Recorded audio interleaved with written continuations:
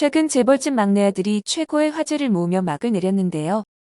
다양한 한국의 과거 사건들이 조명되기도 했습니다.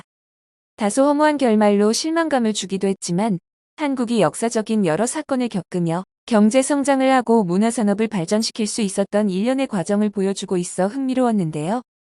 오늘날 이처럼 한국이 경제적으로나 문화적으로 어떻게 눈부신 발전을 이룰 수 있었는지 보여주고 있었죠. 한국을 이끈 원동력은 많은 요소 중 뭐니 해도 교육열이라고 볼 수 있었습니다. 그 중에서도 영어에 대한 교육을 중요하게 여기면서 많은 원어민 교사들이 한국의 여러 교육기관에서 활동할 수 있는 범위가 점차 넓어지고 있습니다. 한국에서 자리 잡는 원어민 교사들이 늘어나고 있지만 이들은 한국에 오기 전 편견을 가지고 온다고 하죠. 한국의 뜨거운 교육열만큼이나 분위기가 딱딱할 것 같다고 생각하고 온다고 합니다.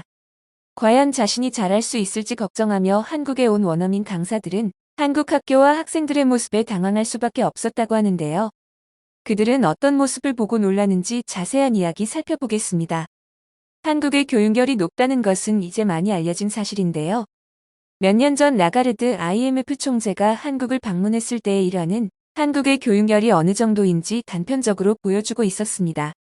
크리스틴 라가르드는 현재는 유럽중앙은행 총재를 맡고 있는 강한 리더십을 가지고 있는 인물이죠. 당시 미국의 대통령이었던 버락 오바마는 한국의 교육열을 늘 화제로 삼고 본받아야 한다는 연설을 자주 했었는데요. 열심히 공부하는 한국 학생들을 본받아야 한다. 미국이 21세기형 경쟁력의 해답을 한국 교육열에서 찾는다 등의 이야기가 많이 흘러나왔습니다. 라가르드는 김용세계은행 총재와 이야기를 나누다 할 말을 잊었다고 합니다. 한국을 극찬하는 오바마 대통령의 이야기를 화제에 올리며 국제학업성 취도평가에서 한국은 핀란드와 늘 1-2위를 다투지 않느냐라고 물었다고 하죠. 이에 김용 총재는 핀란드 학생들은 8시부터 3시까지 공부하고 한국 학생들은 8시부터 11시까지 한다라고 대답했다고 합니다. 대답을 들은 라가르드 총재는 하루에 3시간밖에 하지 않는데 그렇게 성적이 좋을 수가 있는 거냐고 되물었다고 하죠. 김 총재의 답변에 놀라지 않을 수 없었다고 하는데요. 오전 11시가 아니라 오후 11시입니다라고 이야기했기 때문이었습니다.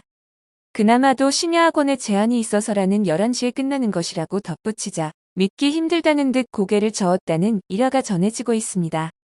이처럼 한국의 교육은 그 열기가 뜨겁기로 전 세계에 알려져 있습니다. 교육열이라는 단어는 우리 일상에서 흔하게 쓰일 정도이지만 서양 문화권에서는 이를 번역할 수 있는 단어가 존재하지 않는다고 하죠. 그만큼 한국에 일어나는 특수한 현상이라고 볼 수 있습니다. 최근에는 베트남, 인도 등의 나라에서 한국의 교육열 못지않게 뜨겁다는 이야기가 나오고 있죠. 한국의 남다른 교육열을 기반으로 지금의 성장을 이뤘다는 것은 부인할 수는 없는 사실입니다. 원어민 교사들은 한국의 이런 문화에 처음에는 겁먹을 수밖에 없었다고 합니다. 한국의 어린아이들은 그들이 모국어인 한국말을 제대로 구사하기 전부터 외국어 교육을 시키고 유치원생 때부터 여러 학원에 다니며 공부를 하고 있는 모습에 대해 귀에 딱지가 앉을 정도로 전해 들었었죠. 뿐만 아니라 고등학생이 되면 밤 10시를 훌쩍 넘긴 시간까지 학원에 머물게 하는 학부모들의 교육열에 외국인들은 깜짝 놀라지 않을 수 없다고 하는데요. 일각에서는 너무 심한 것 아니냐며 비판하는 목소리도 나오고 있을 정도로 부담스럽게 공부를 하는 아이들을 감당할 수 있을까 하는 걱정으로 한국에 왔다고 합니다. 그러나 막상 한국에 와서 지내다 보면 그간의 불안은 헛된 것이었다는 걸 깨닫는 데는 그리 오랜 시간이 걸리지 않는다고 하죠. 교내의 분위기가 엄격하고 보수적일 줄 알았지만 학생들은 늘 밝은 모습을 보여주고 있었습니다. 무엇보다도 인사성이 밝은 예의 바른 모습이 가장 인상적이라고 꼽는 원어민 교사들이 많았습니다.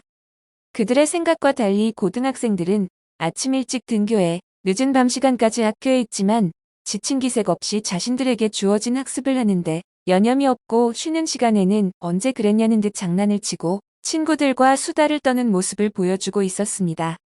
초등학교에서 근무를 하게 되는 원어민 강사들이 가장 충격을 받는 부분이 있다고 하는데요. 초등학교 저학년 아이들이 혼자서 스스로 등교하고 학교가 끝나면 하교를 하는 모습이 가장 놀라웠다고 하죠.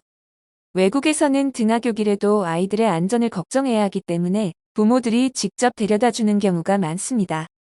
그렇기 때문에 저학년 아이들까지 혼자서 오는 모습은 걱정되는 한편 한국은 치안이 좋은 나라라는 것을 새삼 실감할 수 있었습니다. 한국에서의 생활은 여러모로 놀라웠지만 그들에게 가장 충격적으로 다가온 것은 바로 급식이었습니다. 맛과 영양까지 갖춘 훌륭한 메뉴에 한번 놀라고 모든 학교에서는 학생들에게 제공되는 급식이 무상이라는 것에 두 번 놀라고 있습니다. 하루 중 급식 시간이 제일 기다려질 정도로 메뉴를 고민할 필요도 없고 학생들과 같은 장소에서 모여 먹을 수 있는 화기애애한 분위기의 급식 시간이 무척 좋았었다고 하는데요. 유튜브 채널을 운영하는 한 원어민 강사는 한국 학교의 급식에 대해 소개하는 영상을 촬영하여 공개하기도 했었죠. 그는 특히 한 달 동안의 급식 사진을 촬영해 네티즌들의 뜨거운 호응을 얻어냈습니다. 깔끔하게 정돈된 급식실을 소개하면서 영양사분들에게 배식받는 모습을 보여줬습니다. 매일매일 다양한 반찬들과 주스 등의 후식까지 제공되고 있었죠.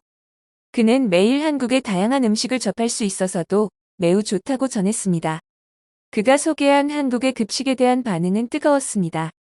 아무것도 반복되지 않은 것 같습니다. 건강하고 맛있어 보입니다. 그녀가 이 점심이 학생들에게 무료라고 말한 사실은 말할 것도 없고 이것은 놀라운 일입니다. 나는 미국 동부해안에서 자랐고 학교 급식 비용으로 한 끼에 약 3달러를 지불해야 했으며 선택은 다음과 같습니다. 냉동 피자 한 조각, 당신이 상상할 수 있는 가장 건조하고 오래된 빵의 샌드위치 등 그리고 학교마다 다르지만 학교 급식 시간은 20분밖에 없었습니다. 이런 한식을 먹어도 먹을 시간이 없었을 것 같아요. 맙소사. 이 도시락만 먹으려고 말 그대로 한국 학교 가고 싶다. 꿈을 꾸고 있겠지. 저도 한국에서 선생님입니다. 점심시간이 가장 즐겁습니다. 우리 학교 식당 음식도 정말 맛있습니다. 카페테리아 직원들에게 박수를 보냅니다. 음식은 놀랍고 자연에서 매우 다양해 보입니다. 비디오를 공유해 주셔서 감사합니다. 나는 다른 문화를 보는 것을 즐깁니다. 수천 개의 댓글이 달리면서 뜨거운 반응을 실감할 수 있었습니다. 한국의 엄청난 교육열에 딱딱한 분위기를 예상했던 원어민 교사들은 한국의 다양한 모습에 빠져 만족하며 지내고 있는 것을 볼 수 있었습니다. 한 푸른 눈의 외국인 교수는 한국 교육은 왜 바뀌지 않는가? 라는 책을 통해 한국의 교육에 대해 이야기한 적이 있습니다. 한국 교육의 부정적인 시각을 말하지 않는 것은 아니었지만 한국의 교육열은 한국의 긍정적인 면을 양산해냈다는 것이죠. 마이클 셀스는 한국사를 전공한 외국인으로 독특한 이력을 가지고 있었는데요. 그는 하와이 대학에서 동아시아 역사 박사 학위를 받기 전에 수년 동안 한국에서 일하고 영어를 가르쳐왔다고 하는데요. 한국의 발전 과정에서 비약적인 발전을 이루는데 가장 긍정적인 영향을 미친 것이 한국의 교육열이었다는 사실은 다시 한번 언급되었죠. 한국의 역사별 흐름에 따라 우리나라의 교육이 발전해왔던 것만큼 한국은 시대적 흐름에 맞춘 교육으로 발전할 수 있는 저력이 있다고 평가했습니다. 앞서 원어민 교사들이 극찬하고 있는 급식도 한국 교육 인프라의 일부인데요. 한국은 어느 나라보다도 교육적 인프라가 잘 구성되어 있습니다. 이 인프라를 바탕으로 지금까지 뜨거운 교육열을 통해 한국의 경제와 문화를 발전시키는데 탄탄한 기본을 만들어줬던 것이라면 앞으로는 시대적 흐름을 반영해 본인이 중점적으로 개발하고자 하는 분야를 결정하여 준비할 수 있는 교육 문화로 바뀌는 기조가 필요할 것 같습니다. 영상을 끝까지 시청해주셔서 감사합니다. 구독과 좋아요는 영상 제작에 큰 힘이 됩니다.